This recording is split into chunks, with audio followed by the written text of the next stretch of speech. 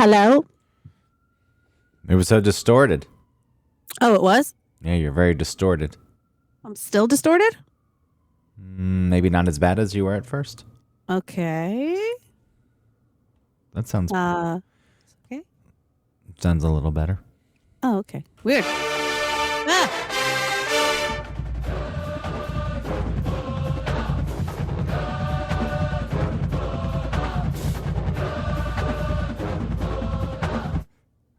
What idiots do you think they got to sing that? You think they're Just dead? Kids. You think they're Some kids. You think they're dead at this point? You think? Well, I mean, I'm sure a portion of them could be dead, right? Yeah, I assume over time they re-record that song, so Yeah. maybe they're not dead. Maybe this is a class of 2010.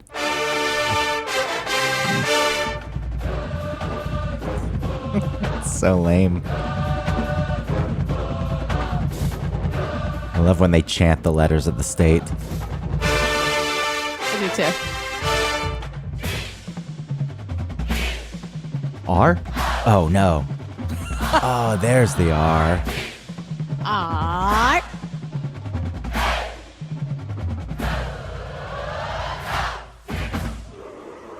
That's my favorite part. It's That's so anticlimactic and so quiet.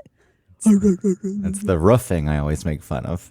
Look, to anyone who's listening who likes the Georgia Bulldogs, it's not the Bulldogs themselves I make fun of. It's just college sports in general, which really should bleed over into all sports because it is absolutely ridiculous. But I think college sports, since they're children playing and there's so much pressure put on these children and there's the well-being of grown adults put on these children and grown men going and chanting G E O R G I A and then roughing like a dog. What happens after A?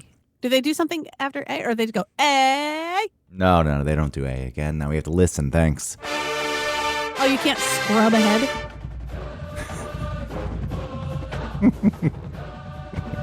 I like in between the letters too, like the drumming does like I can imagine the cheerleaders' jerky head movements when they spell it out. Yeah.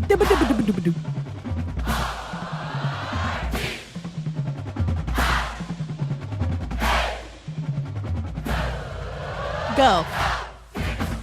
Go dog, sick 'em. If I didn't know that's what they were saying, I would have a real hard time knowing what they were saying. That go sick 'em. The marching band. People were goofy hats. L S O 7 As we record this, it's a very exclamation point. it's a very big game going on, Autumn. As we Is record that right? this, yeah, the Georgia Bulldogs playing the LSU Tiger Cats for the Louisiana State University. the SEC championship is on the line. Oh my gosh! Yeah, the Tiger Cats. What is a tiger cat? Isn't a tiger a cat? They're just called the Tigers. I added the Cats. It was my attempt at wish- irreverence.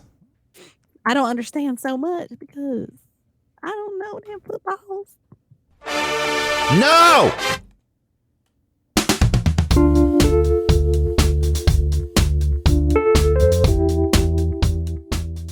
Welcome to One Topic, where we stick to one topic. My name is Autumn Fisher. My name is Greg Russ. We're making fun of the marching band, the Georgia Bulldogs. I don't even know if that one was the fight song, which that in itself is going to piss someone off, the song that we were listening to in the pre-show.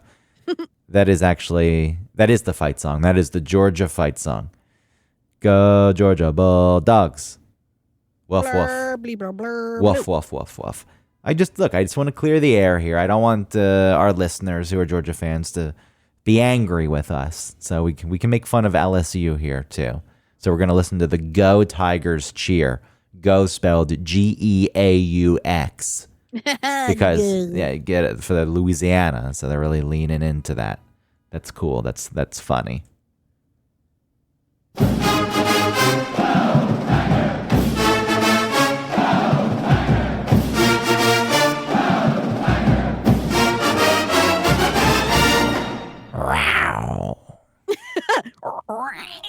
I wish they would do that at the end. Like the dogs bark, they do their... No, stop. I don't want any more of it. We don't need more of it. It's just all very strange to me. But you made the point this is the kind of music you would hear waiting in line in Six Flags and like Lick Skillet or something. Or Cotton Estates. They had to have gotten rid of the Cotton Estates, right? Well, if they got rid of Monster Plantation, I'm sure they got rid of Cotton Estates. That's what it was called, right? The section of the park? Yeah, I think so. Wait, was that over by like the Ninja was? Or is that that was over I think where like the What's the height one and what's the spider one? Arachnophobia is the spider. What's the height one? Arachnophobia. Acrophobia? Yeah, I think that's it. Okay. I couldn't figure it out. Acrophobia, I don't even know what that one is. Is that the one that used to be the planes that spun around? Like you would get in a biplane and they were attached by cables and it would just lift up. I thought those were swings. No, but this was swings on steroids where it's the same ride in essence, except this was a much larger tower. They kept the tower, and now there's one ride that you sit in a circle, like there's a bunch of people who are sitting in a circle. It lifts you up and just drops you.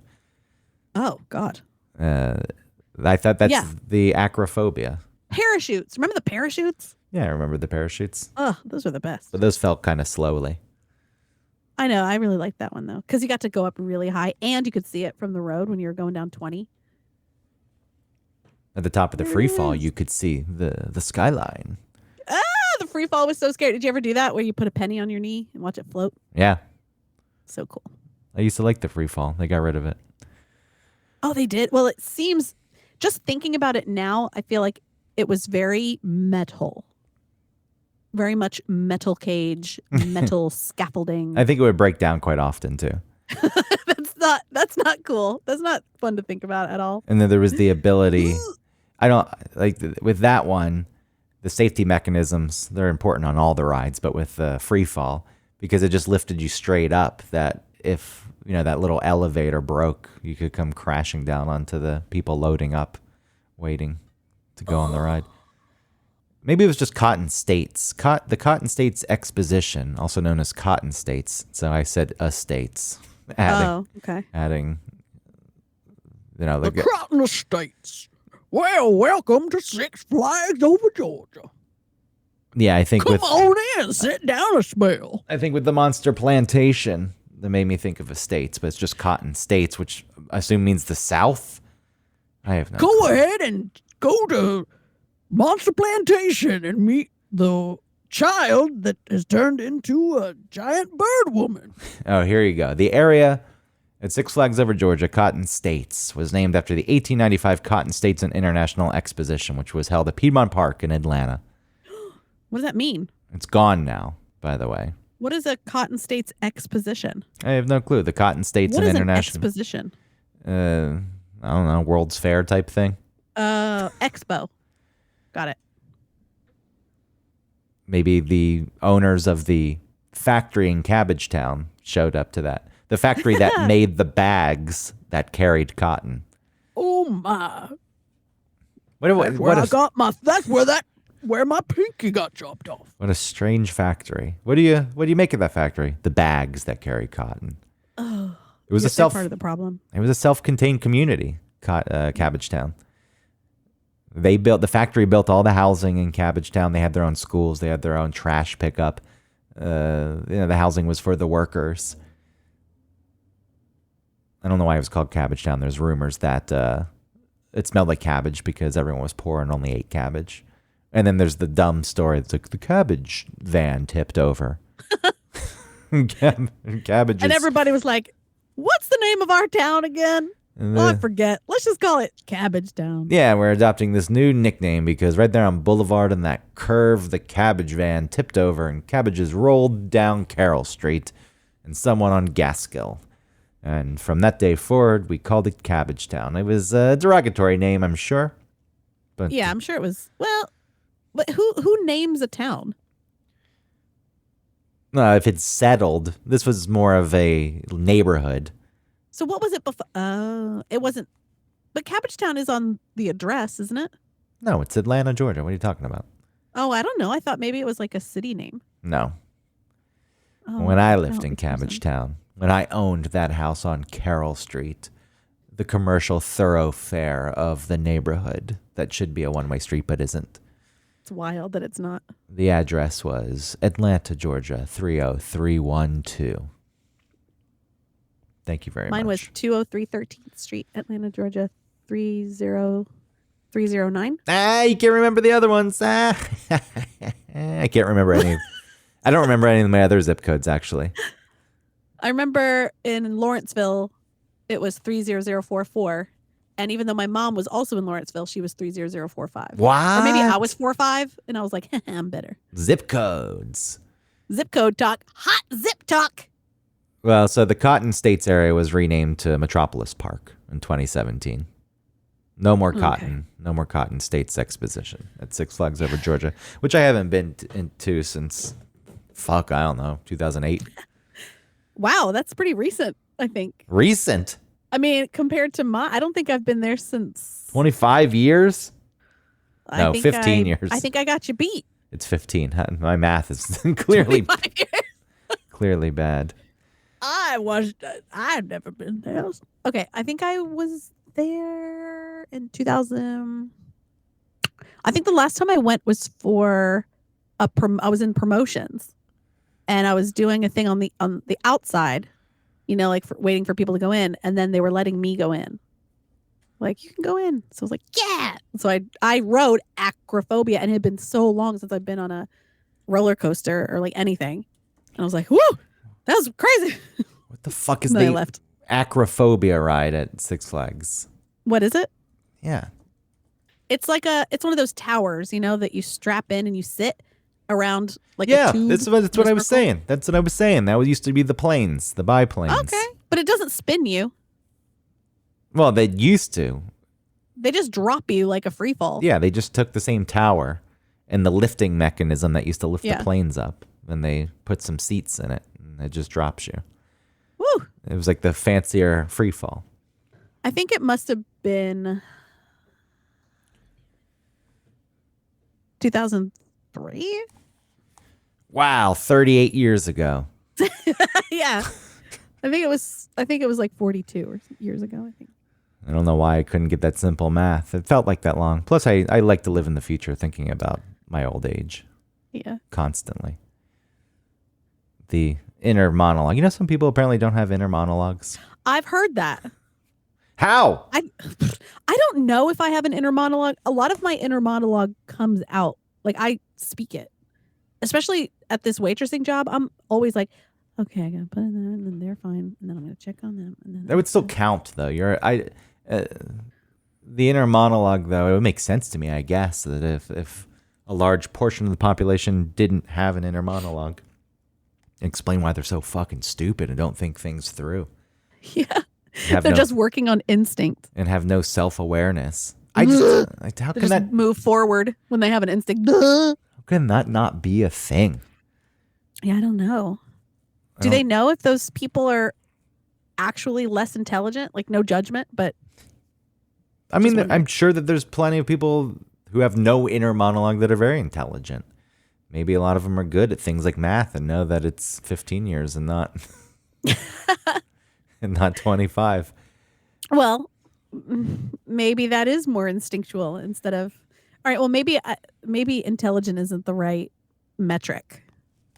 I can't speak to this much more than this anyway. I know that this pops up on the internet every now and then. It's cyclical, and it shows up, and people see it for the first time and think it's a big study and like, oh my God. I looked into it briefly, and I saw that this has popped up over the course of years, and it's making its rounds again. And I'm interested in it, and I'll probably read more into it later. I just haven't read into it enough to speak to it now. It just is interesting to me that there's the possibility that some people don't have inner monologue. Yeah, I've heard that before. I didn't really. And the first thing I do is like, do I talk to myself? Which I probably said that in my head, which is an inner monologue. But then I didn't really think about the people that don't and what that means for their lives and like how they operate. Well, one of the examples I saw is, say you're at work, it's near the end of the day, you're wrapping everything up, you're ready to go home, your boss comes and gives you another task, and then in your mind you start thinking about, it's like, oh, fuck this, I was ready to go home, and I've got these things to do. And then the people who don't have an inner monologue, they feel annoyed, but they don't think anything about it, and they just... That is wild. And they just do it, like, okay. Yeah, because in that specific situation, I'm thinking real loud, and I'm at the same time, I'm also telling my face to not show what I'm thinking. It can't be real. I mean, maybe it's real to an extent, but it can't be so extreme where it's it's like zero inner monologue. I just don't understand that. Yeah, because does anybody like walk into a room with purpose and then walk in and be like, "What was I in here for?" You know, that's an inner monologue, isn't it? People with no inner monologue explain what it's like. Earlier this How would they year. explain? Wouldn't it just be like, I exist?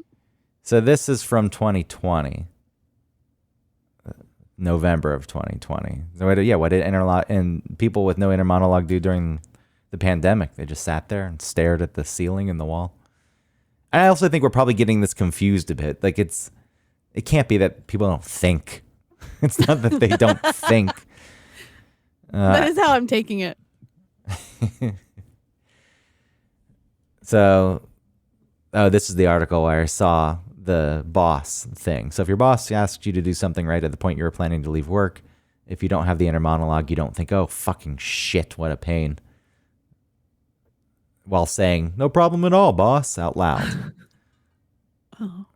This person says, no, I've never had any of that thinking. If I'm asked to do something I don't want to do, I just kind of get frustrated, but that's about it. I don't really think to myself. See, what? This other person How? says, I don't have any conscious thought about what I'm feeling or any stream of dialogue describing it to myself. I just feel it. It's like the inner dialogue is the middleman in my head who just isn't there. And then for others, it's a bit more complicated. I don't have an inner monologue either. Anytime I have to communicate outside my head with words, I have to translate what I'm thinking. This takes time and effort. It's why I vastly prefer written communication. But that's different.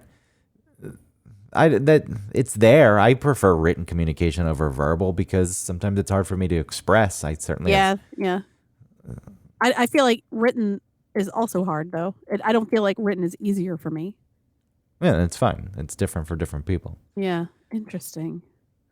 When I know I will need to verbally communicate, such as if I need to make a phone call or bring up a topic at a meeting, I prepare mentally as much as possible so I know what words I actually need to say. On the other hand, if I'm in a conversation where I haven't had time to organize and translate my thoughts ahead of time, I constantly have long pauses where I'm doing it in real time. To me, that doesn't sound like not having an inner monologue.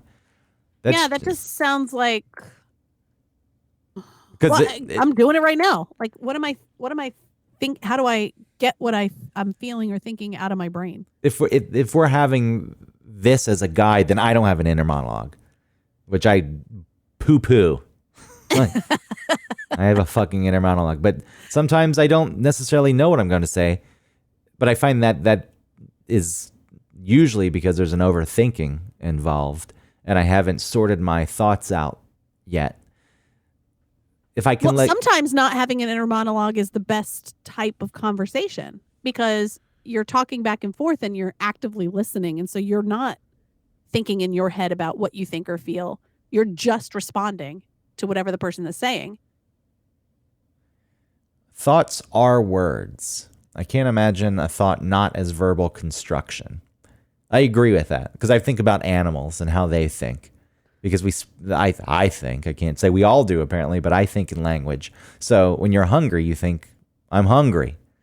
But a cat, it's a feeling too. So maybe it's not the best example, but an animal that doesn't have language knows that it's hungry or it knows it wants to go outside, let's say. But it doesn't think, I want to go outside. So what the fuck does it think? Because to me... I don't think it has the capacity to think in that way.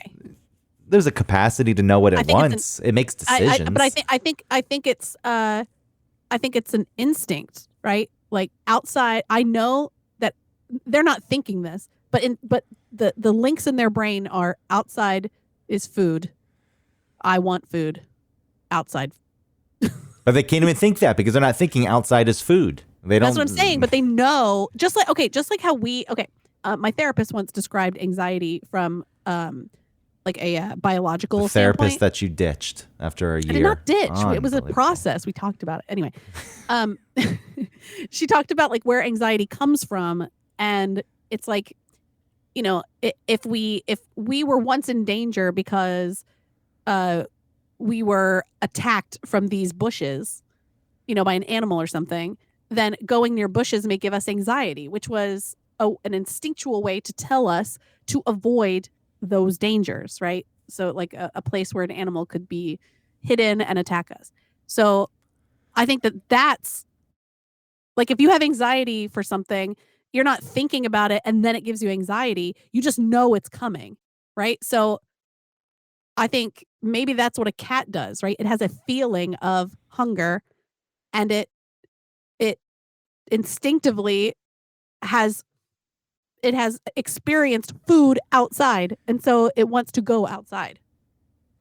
Yeah, and maybe, see, I regret bringing hunger into it, because that is a feeling, that's a biological system at play. Yeah. And it's a driving force, a motivation. But But let's maybe say annoying, something annoyed. let's say a cat wants to be petted, Uh-huh. and it decides that it wants to be pet. It's like, all right, I want this now. That's not like something, again, with cats, I know that it's built into their social behavior. So it is hard to separate the two. And maybe that is the driving force of these things. But it makes the choice. Okay, let's talk. I just saw a TikTok with a seagull who Yes. made like a little divot in the sand next to a person who is like laying out on the beach, and like tucked itself into the sand and like sat near them for a really long time, like slept. And she was like, wow, it's amazing. And I was thinking it might be because the seagull experiences food when it's around people, and maybe feels safe around people, and knows that this person is not going to like snatch them, so it feels comfortable. Just like how dogs end up being domesticated, so maybe it is just maybe their brains are built better for linking experiences with staying alive. I mean, all that's fine, but what I'm trying to get at, the most basic, is like, what does the cat think when it thinks, I want to be pet by my owner now? It makes go near the owner. It makes that choice, but it doesn't. It can't say it. It can't think go near the owner, because it doesn't know that that's the owner. It just does it. But it has to have the thought. It has to decide to walk over. No, it there. could have the feeling. That's what I can't grasp, and I guess this is what these people who say they don't have an internal monologue, they say they feel the emotion, and there's not words that go hand in hand with it. Then how do they communicate how they feel? Well, they can take the time, I guess, and decipher it. Right, and that's why the person said that they like written communication, because it can give them time to construct, or whatever they said. There's certainly more to this that I'm not well versed enough in to talk about. This is interesting, though, because I didn't read all about it. There are some studies. Let's see. What does the science say? It seems people experience more of a mix than the self-selected responders to a viral post that implied it was either or. That's fair. A small study in 2011 tried to get a better picture of how people think. They gave beepers to a random sample of students. Beepers? What's the study from? When the 2011. So, okay. I mean, their beepers were outdated in 2011, because that was like 59 years ago.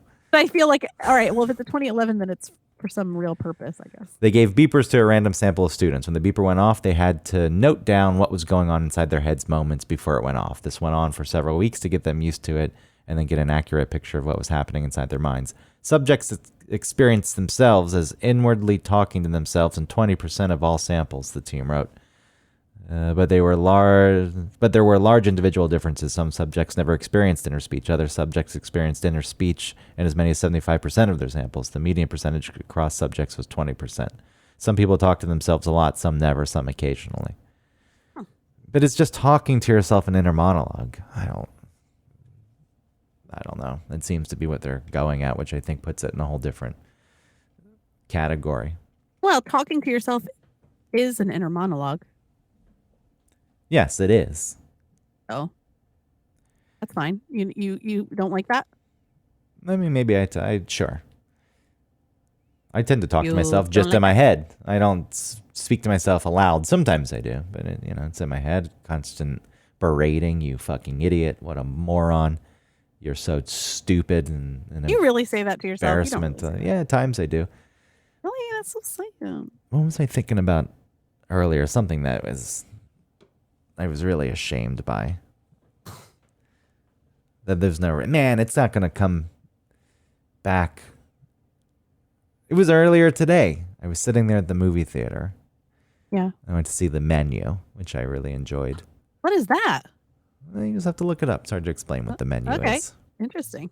It was a little on the nose at times with its commentary of the rich and pretentious, but I really enjoyed it. It was fun, and it's getting rave reviews. Okay. And the man sitting next to me, though, was a heavy breather, and he yawned a lot, and it fucking annoyed me. There's this thing, because I went alone today, and maybe I'm making this up, but I take note of it. If a couple comes in, a man and a woman, heteronormative Yes. couple comes in, and I'm sitting there, and they have two seats, and no one's on the other side where they're sitting, I feel like the man always sits next to me. And he kind of guides the woman. He's like, you sit here, I'll sit here. And I don't... that's nice of him. Yeah, I don't know though. Not make her sit next to the stranger. Yeah, I think though there's this thing with guys like, you're not going to sit next to my woman. Oh my God. I'm going to create a buffer. Maybe, but I don't know. All right, it would be interesting to see if you put a woman on the other side. So you had to sit next to a stranger no matter what. I'd be interested to see. Look, I'm not...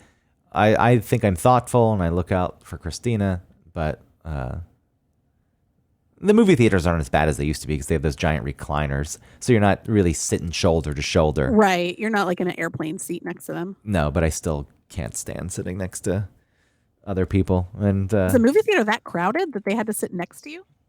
Yeah, this one was pretty full. People are liking this movie. I'm telling you, they're liking this movie. On the planes now, with all the travel that's been happening, with all the weddings that I had to go to this year. Yeah. I would book seats, window and aisle, and hope that nobody would sit in the middle seat. Ooh, that's kind of smart. But when the planes get full, then people have to sit in the middle seats. Right. And then you're in a spot where I feel like talking to like Christina, who's the window seat, and I'm in the aisle. The person, you give them an opening. Oh, would you like to trade? So you can sit next to each other? It's right, like, nope. Nah, dude. This was a ploy. I set it up this way on purpose. Yeah. You ruined it. So nobody had to sit in the fucking middle. So How often did it work? Sometimes it worked. I think if the option is there, people aren't going to choose the middle seat.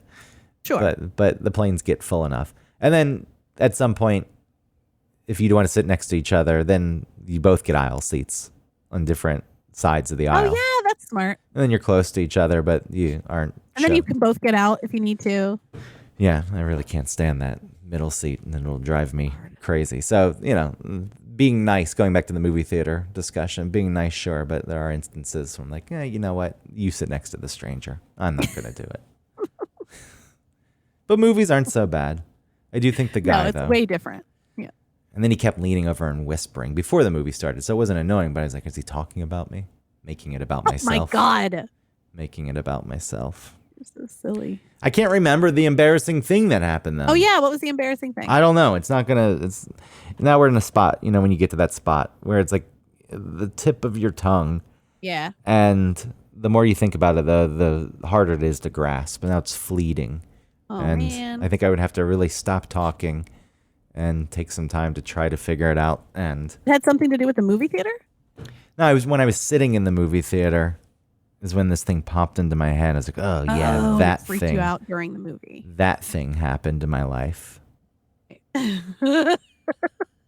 Oh, no, it was almost there. Okay, so that thing happened in my life.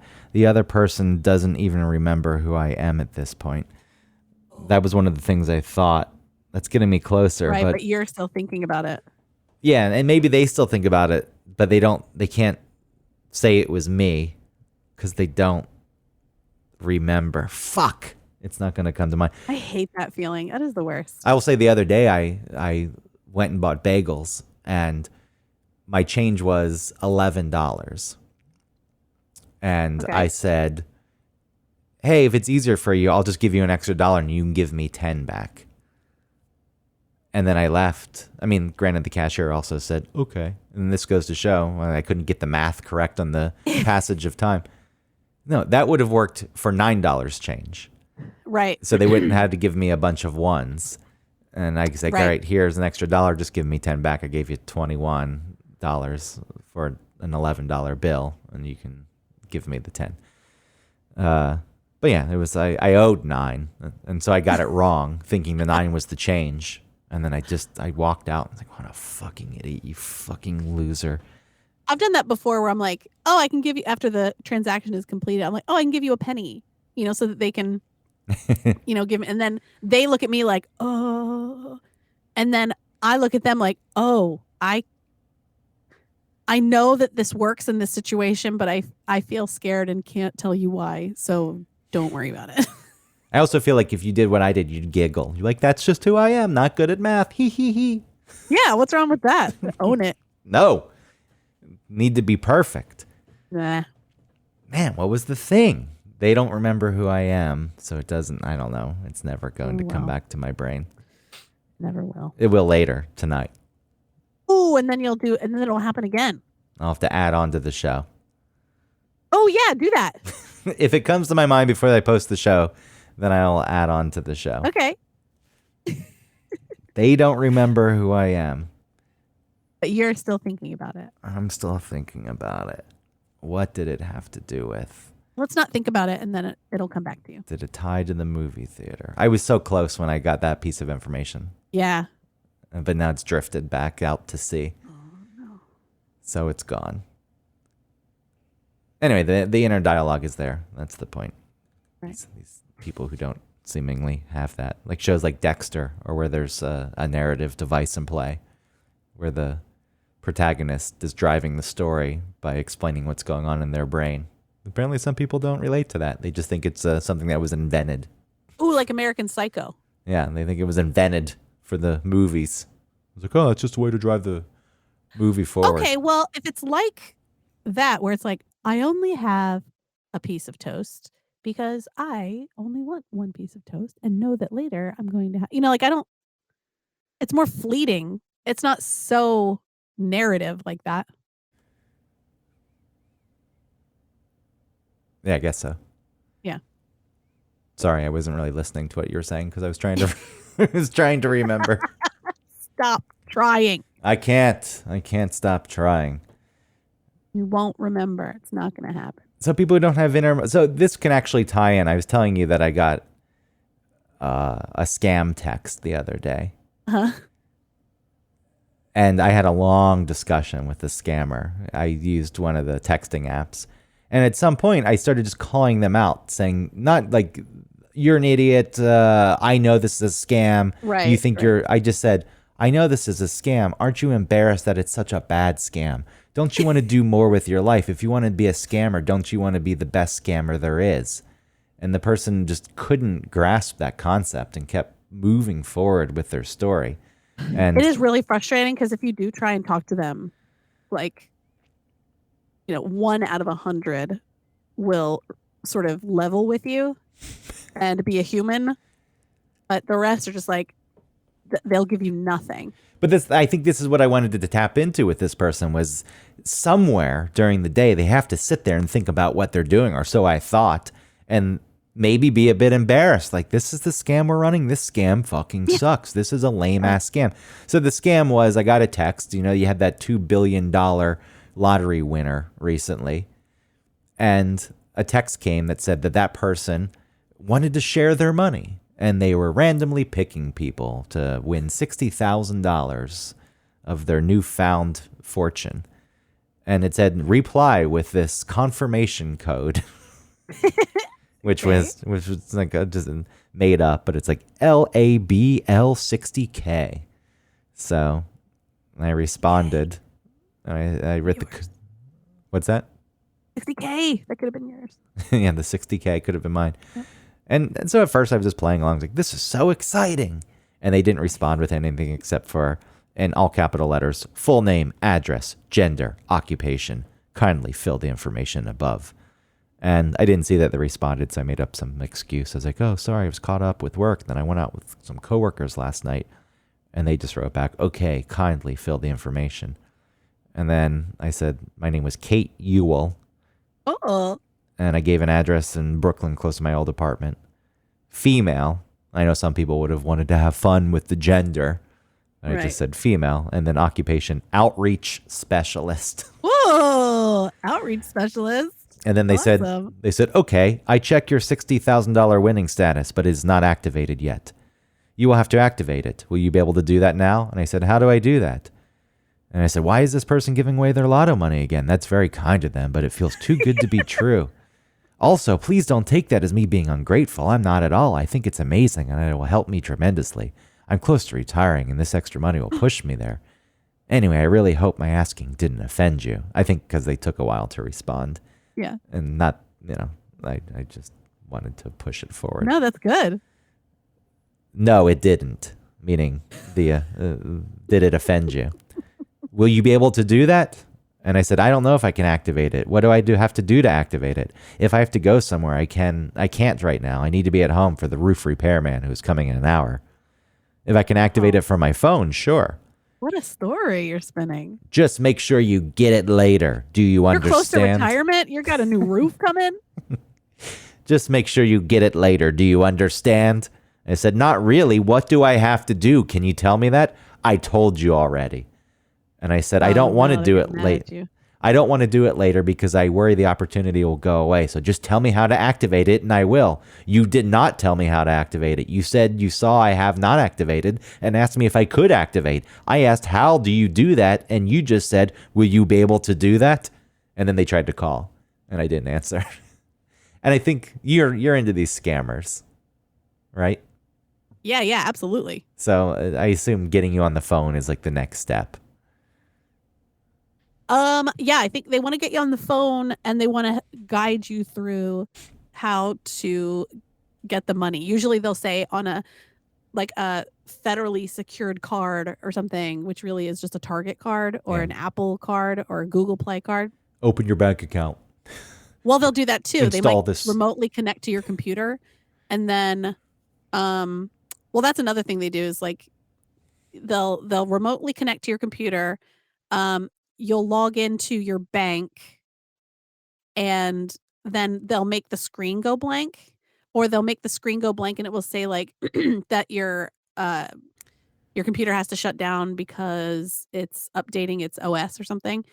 And while that's happening in the background, they can see it and they'll edit the HTML of your page and will say whatever. So I gave you too much money. Oh my God, I'm gonna lose my job. My family's gonna die. Please. Best. Oh my God. Well, that's funny. That's what Kit Boga does, where he talks to them for a long time as a scammee, right? And gets to know them, and they'll say things like they'll talk about their kids or their parents if they don't have kids, and then when he used to reveal, he would say, what do you tell your parents that you do? And he's like, I tell them I'm a Microsoft specialist. He's like, but you're not. Are you embarrassed? Yeah, so I guess he's getting to the thing that I wanted to do. Why don't they think about it? It takes hours, though. So moving on with this, they tried to call, and then I said I didn't want to answer. I waited a few minutes. I said, sorry, my hands are wet. I tried to answer the phone, but the water made the buttons impossible to press. I just got out of the shower. Let me get dressed. And then they just responded with, go to a store, get a Steam card worth $100. Scratch it and send it to me with a receipt. Do you get it now? And I said, what is Steam? And how does that help me activate the money? Do you understand? I don't know what a Steam card is. You will see it when you get to the store. Will you be here for a bit? I will be back. I had to go to work. And then he says, do not tell anybody about what you want to use it for. Do not disclose anything to anybody. And then I didn't respond for a while, and they tried to call again. And then they wrote, hello, are you there? Then they tried to call again. Are you ignoring my messages? And then when I finally got back to it, I said, I'm not ignoring. I'm busy. The roofer had to come by. I mentioned it to him that I received a text about some lottery money, and he said, that sounds fishy. He didn't know what Steam was either. I told you not to tell anyone.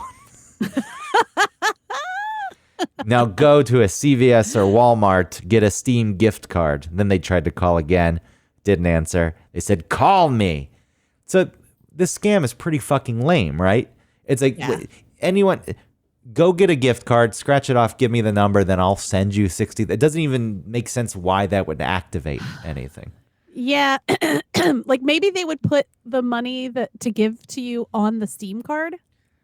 Like that's why they need it, so that they can put it on the Steam card and then you can have it. Yeah. I went $60,000 in Steam credits. I have a couple scammers that messaged me about being a sugar baby. It says, will you be my, this is, they're gone now. Will you be my sugar baby and get paid every week? Am not interested in any nude. Just chat with me and get paid.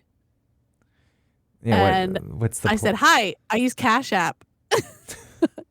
And he said, okay, nice. Are you there now? I'm here helping people. Send your cash tags. And then I said something, and they were like, is that really you? I was like, yes. And they said, hold on. Then they sent me like a picture of it, and it says, as you can see, it pending 89%. But once you pay the on hold fee of that $30 right now, go and check your Cash App balance immediately. It will be deposited to your Cash App balance immediately. Just trust me as I trust you. Just pay the required of that $30. Yeah. I guess, you know. And so I said, scammer ass. I said, haha, scammer asshole. And he said, oh, I know you're getting scammed by another one else before, but what I'm telling you is that I'm not type of that fake of sugar mommy scam people for no reason. Just get it together. I don't understand. They want to be good at this. I know, they just double down. So I know you're trustworthy sugar baby and single mom, and you have a kid too. How can scammed you before of that 30? He figured it out. He did research on you. Babe, not did that. you give real information? And get your money immediately. You gave real information, so they were able to look you at Instagram or something. No, I have a fake Cash App. Oh. Well, I'm going to run through the rest of this so we can... Okay. Oh, I'm sorry. I thought it was done. I'm sorry. Well, I was trying to tie it into what we were talking about earlier with the inner monologue. Just maybe self-awareness and assessing what's going on in your life. So after the Steam card thing, hello, call me. I wrote back, you haven't told me why. How does that get me the money? I give you $100 in Steam, whatever the hell that is. And then what do you do? How do you give me the money? Tell me or I'm not going. I need you to get it now. I don't want your money to be in delay. And then they kept writing, are you there? I feel like you are ignoring me. Hello. The next day, Miss Kate, are you there? Kindly reply to my text. Miss Kate, kindly reply. And then I said, leave me alone. If you want to run a scam, you'd better up your game. And he said, I'm not a scam. And I said, having no explanation how buying you a gift card gets me money is amateur shit. Goodbye. And then this is when they sent a picture of cash in a box, in a cardboard box. God, that's so great. After activation, the cash package will be sent to your address. Do you understand now? I need you to talk to me. You can call me for a better conversation. How about this? You send the cash first. Then when I get it, I'll send you 5 Steam cards. Do you understand? He says. And I said, send me $1,000 first. My bank is, and I gave a fake routing and account number. If the money shows up, I'll send you the card. And then I said, can I ask you a serious question? Why are you so lazy? What do you mean about that? A Google search for box of cash brings up the same exact picture you sent me. If you want this to work, maybe you should find a picture that's not so easy to find. You know, at least go to page 3 or 4 in the results. And then I sent a screenshot of box of cash, which the very first picture was the one they sent me. Yes, from a New York Times. I'm looking at it right now. New York Times article, a box of cash, a secret donor, and a big lift for some NYC students. And then I said, again, this is amateur. If you ever want to know how to make it to the big time, let me know and I can help you form a better backstory, craft a better hook, add an emotional element, and create supplementary media that isn't found easily on the internet. You would be great at that. I told you that's what it looks like, not that that's your real cash package. And then I respond, 1, no, you didn't. And 2, that's really dumb even if you did. You dudes are a bush league operation. My dad was a captain for the mafia in Carroll Gardens, Brooklyn in the 70s and 80s. Again, if you want to get better, I'd be happy to help. But I doubt that will happen. Here you are still trying to push your weak story. Have some pride and admit you lost this one and do some real self-reflection. Without that awareness, you're never going to get better. Oh, you're just trying to help these people. Yeah, exactly. That's what it is. That's what I'm trying to do. All I know is your cash package needs activation. I don't want to delay your package. Why are you typing this way? Seriously, man, give it up. Is this what you want to be doing with your life? Is this what you dreamed of when you were a kid? Miss Kate, are you insulting me?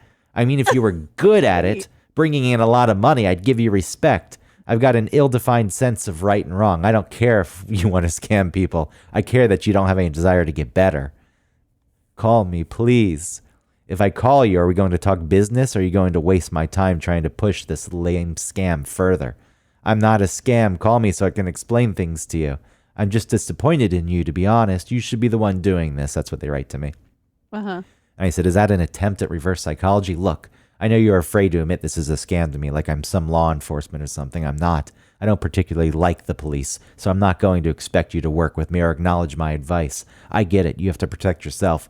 But I do hope you can get on board with this. Look long and hard in the mirror and ask yourself, is this what you really want to be doing? Personally, I think it's kind of pathetic working for $100 gift cards at a time, using a story that has more holes in it than Swiss cheese. If that's what you want to be doing, why don't you want to be the best at it? Why are you settling for this weak play, not finding ways to up the game and increase the haul? I wish you the best, I really do. You're better than this. I hope you find a way forward so you don't waste your time on this planet wallowing in the kids' pool. Wow. then they write back, why will I be afraid? Give my number to the police. God will see you through. There is a lot of God talk.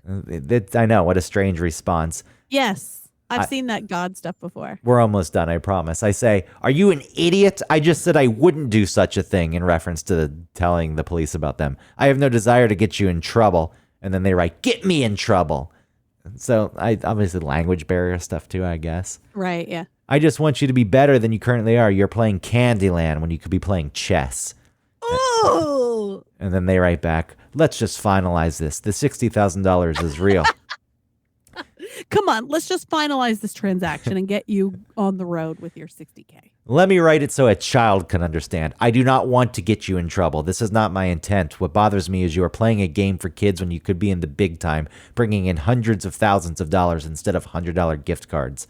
Miss Kate, let me ask you, what's the better idea to get me thousands of dollars? The $60,000 is fake. No one pushes this hard to make someone take money. If I were you and someone were giving me as much shit as I am giving you, and the money were real, I'd say, you know what? Forget it. I'll give the money to someone else who wants it. I sure as hell wouldn't be pushing the same conversation over and over.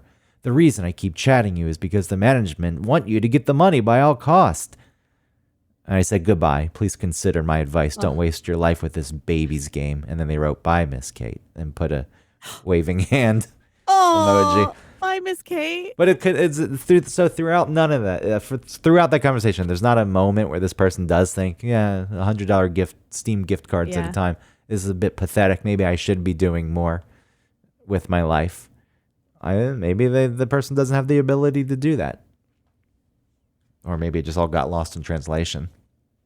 Well, I think that people that are doing the scamming, they learn how to do it, and then maybe the English that they speak is very good, but written, it's terrible. So, I mean, honestly, it's people from like Nigeria, typically, that are doing India, the online right? scams.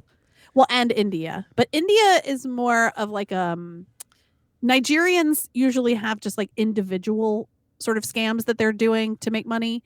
Whereas in India, it's usually like almost it's a legitimate business. And then a portion of that legitimate business is used for scamming. So they really will help you like download drivers for your HP printer. But then another part of it, now that they have your information, now they're going to use it to call you and tell you that like the warranty that you paid for was free for the first year, and now you're going to be charged $250. Do you want to do that? And they say no, and then that's how they get things rolling. So for India, it's more of like a business, whereas Nigerians are just doing it on their own. And I think a lot of the times when they contact you and they have that back and forth through messages, like those are typically Nigerians. And that's why they bring in the God stuff, because they're like super Christian a lot of times too. Oh yeah, thanks to the white people going to Africa Right. and forcing Christianity on everyone. Yeah, exactly. Which I did think was weird when I was a kid, because one of my friends, his parents were Ethiopian, and they had moved over only a few years before he was born, I think. Very, very Christian. Still to this day, going to church, really pushing it hard on people, a fear of hell. And, coming from Ethiopia, I don't know why I was surprised. It just, when I was younger, I was making some kind of assumptions that would probably get me in trouble these days if I admitted it. Oh, you don't think people from Africa would be Christian? But for some reason in my mind, I didn't well, think they that. wouldn't be if they weren't proselytized too. Yeah. How do you say that? No, exactly. You're right. It's just funny that I made that connection based on nothing other than Right. a thought that there was a different culture and they wouldn't be religious. And me, I guess, not believing in God at a young age, thinking Christianity was something that was made up anyway. It's like, why would Right. they be following the same made up thing? Well, it's like, what are those circles called when they intersect at certain points? I don't know. Are you talking about like a well- Venn diagram? Yeah, it's like a Venn diagram. It's like what you thought was problematic, but also, well, I don't know what the other circle is, but the middle is correct. Like you were actually right. Yeah, the Christianity, the fact that it was forced on them is the actual problem. It's Right.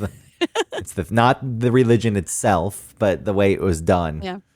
Well, just like I remember we're on 90 Day Fiance, there was that guy. I guess were they in Vietnam, where he ended up going to his girlfriend's church, and they spent like 4 hours there, and people were freaking out and like crying and screaming. Oh and- yeah, yes. where he was a religious person in his own right, but then he was at this. He was like, "What the hell?" Is that Philippines? Oh, maybe it's the Philippines. You're right. But yeah, I was just thinking, damn, the fucking, missionaries really scared the shit out of these people. Yeah. Yeah. Sure, there's violence too. Maybe. So, another thing, the other day I got a free pie. I went to the bakery and they were offering pies. They said, "Hey, you want a free blueberry or cherry pie?" And I thought to myself, no, I don't like either of those. I don't want either of those. But I still couldn't bring myself to say no, because the other part of my thought process was, but it's free. It's a free pie, and these pies are expensive, and I'm sure they're very good. So yes. Right. So I brought home a blueberry pie, and it hasn't had a bite taken out of it. It's going to be thrown away. What a waste of a pie. But there was that whole thought process that happened there too. I was like, oh no, I don't want either of those. And then I found myself wanting to be picky. Like, do you not have anything else? I know, because I don't like those fruit pies either. Unless there's ice cream with it that can sort of mask the gloop that is those fruit pies. So that was, I'm not interested. yeah, there was the idea that I would get ice cream, but I did get ice cream. And even then I just ended up eating it plain. I didn't want to eat it with blueberry pie. I know, me either. I don't like it. I get it, but you don't want to say no. You're like, wow, thank you. Well, I think you could have said no, and they would have. That probably was the smart thing to do, or give it to someone who would have eaten it. Well, do you know anybody that could have eaten it? Could you have given it to the family across the way? No. I was with my friend Matt too, and he got a pie and he ate the whole thing. He's like, it was delicious, man. He really He ate the whole thing? I don't think in one sitting, but probably in the span of 24 hours. Wow. He ate the whole pie and he really liked it. I was at least aware enough to not ask for a different type of pie, because that would have been really shitty. I know. really do. Even an apple pie, which I'm not a huge fan of apple pie. I'm just not a fan of fruit pies for the most Me part. either. You could always say like, oh, it kind of upsets my stomach, but I really appreciate. Thank you so much. No, again, I had no problem saying no. Yeah, I I would have just- had trouble saying no. I just wanted to take it because it was free, and those pies are like $35. Yeah, And it's like, this I get it. This is great. Yes. But I knew. I knew. found some. that Sorry, I- go ahead. I just knew as I was saying yes, I was like, we're not going to eat this, but I tried to convince myself that we would. I get it. I have these like teensy little bottles of Tabasco that I found at work, And I was like, ooh, I want these. And I'll just keep them because I found them. And and now they're just floating around. You know what I mean? Like they're floating. They're just in a bag. Do you use Tabasco? No.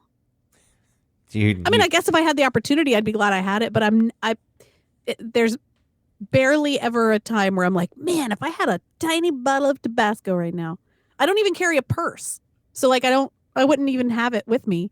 But I just have it in there. And now when I'm reaching in the bottom of this bag that I take to work with me, that has like my apron and, pens and pencils, whatever.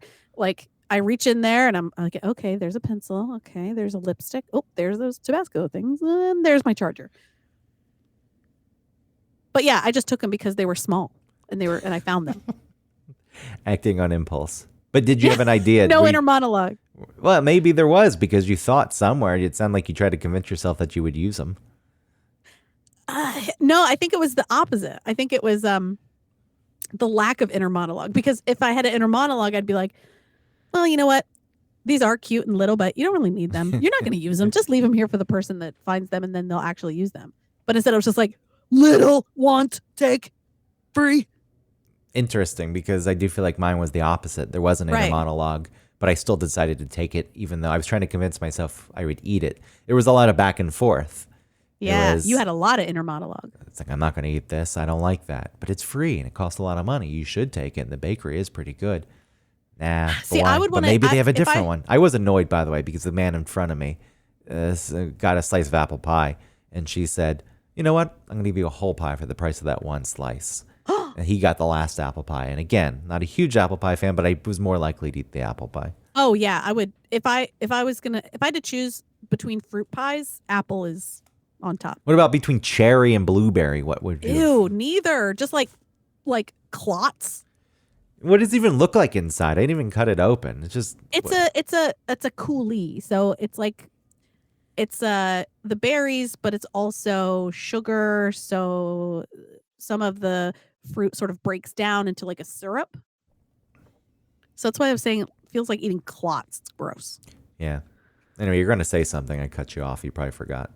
Yeah, it doesn't matter. Just like I forgot the thing. Ooh, the thing. They don't even remember. Oh, it's far away now. The thing that I can't remember that was a point of shame is so far away at this point.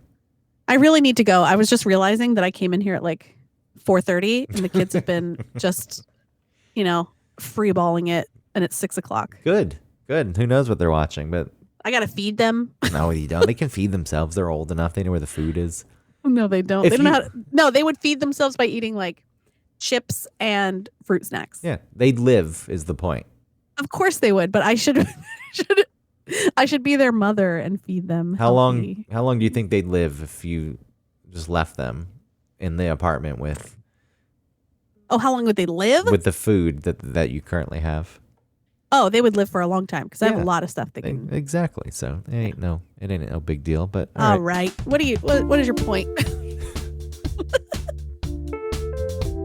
Thank you everybody for listening. I love you. I appreciate you. You're the best. I love doing the show. I'm so grateful that we're able to do it, and I'm grateful for you, the audience. Please support our sponsor, hoffandpepper.com. You can use our code OneTopic15 for 15% off. Christmas is coming. Order your friends some awesome hot sauce that's locally made in Chattanooga. OneTopic15 for 15% off, okay? Like and subscribe, rate and review. Okay, bye.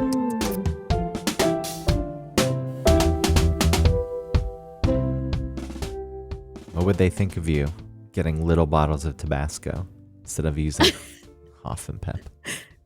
They would understand because they're small. They say, oh, I understand. This is small.